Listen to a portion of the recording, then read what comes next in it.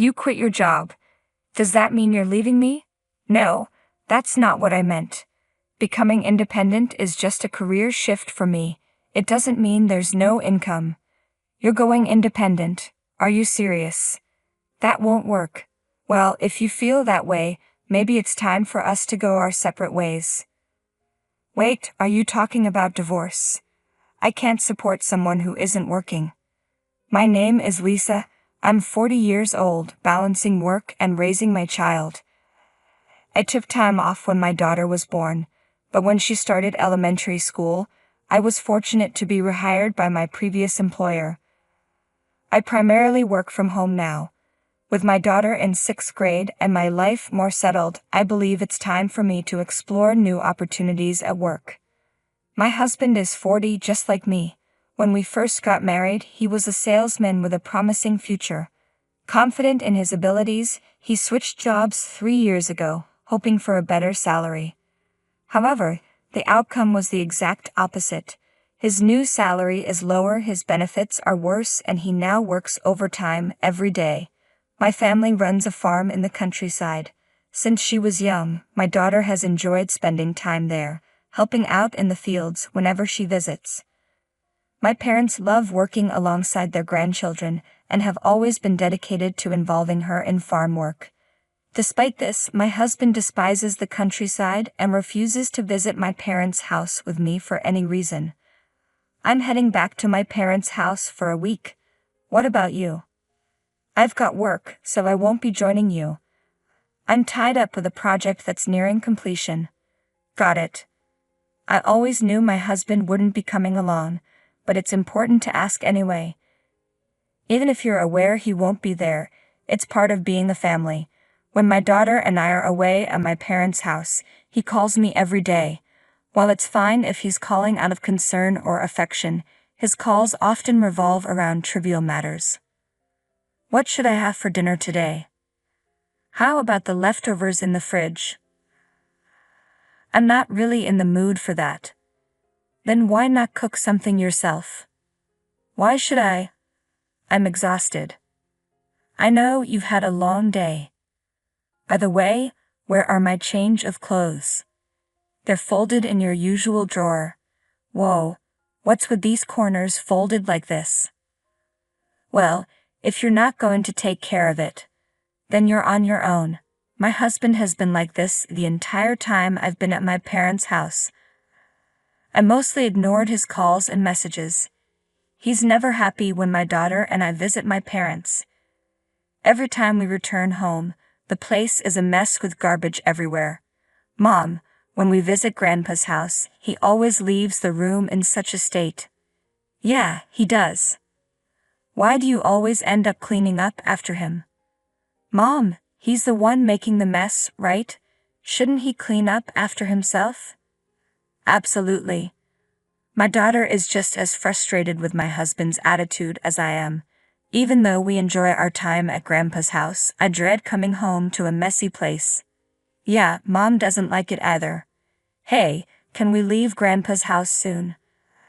I feel bad for Grandpa and Grandma. They work so hard in the fields. I wish I could help them more. Thank you.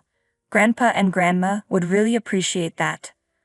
My daughter's kindness is a stark contrast to my husband's selfishness. I'm growing increasingly tired of his childish behavior.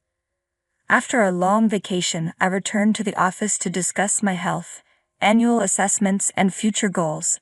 My daughter's suggestions inspired me to present a proposal to the president. Why don't we use our program to integrate more IT into agriculture? Well, that's a concept other companies have been exploring for quite some time. That's true. It's a field that's been established abroad for decades.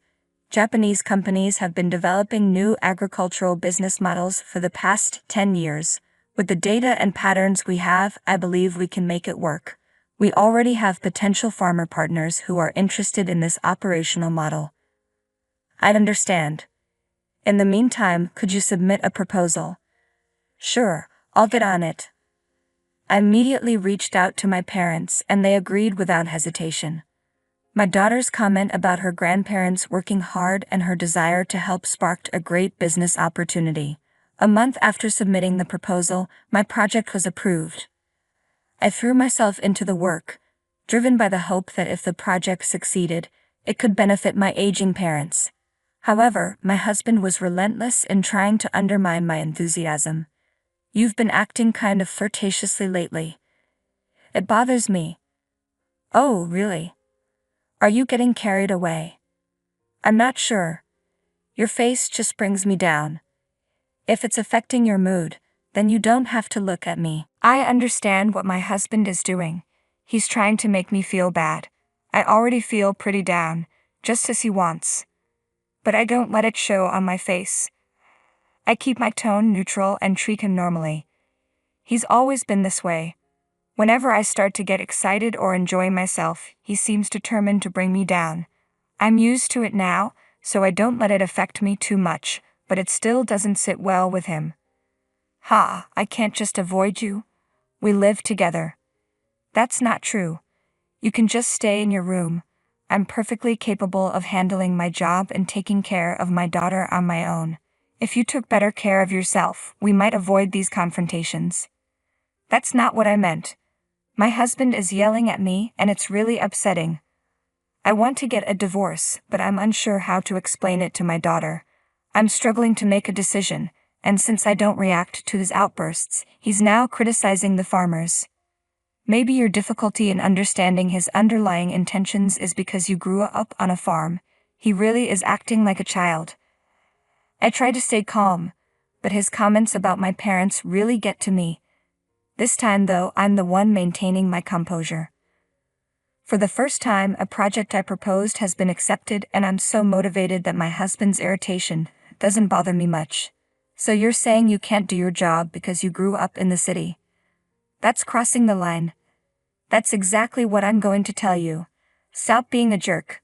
"No, you were the one who started this. We've been arguing a lot lately. He used to be a nice guy, but he changed just before he switched jobs. My husband and I were already struggling to get along, but my work was going great. A few months later, I decided to resign from the company after discussing it with them and citing a licensing agreement. I chose to become independent. I had informed my husband about this decision in advance, but he clearly didn't pay attention. As soon as I resigned, he told me he wanted a divorce. "You quit your job. Does that mean you expect me to support you?" "No, that's not it. Becoming independent is just like changing careers. It doesn't mean there won't be any income. You're going independent? Are you serious? That's not going to work." "Well, if you feel that way, maybe you should go independent for me too." "Wait, are you talking about divorce?" "I'm not going to support someone who isn't working." I was taken aback by his sudden mention of divorce. It left me speechless because my thoughts were focused on our daughter. "Mom, get a divorce." My daughter, who should have been asleep, burst into the living room. My husband looked momentarily taken aback. "I'm only making a clear choice.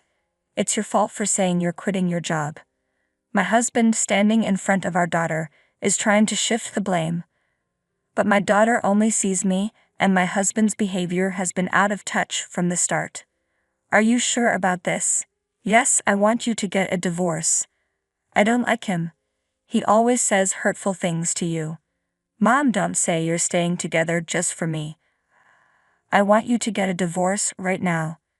"All right, if that's what you want, let's go live with Grandpa and Grandma."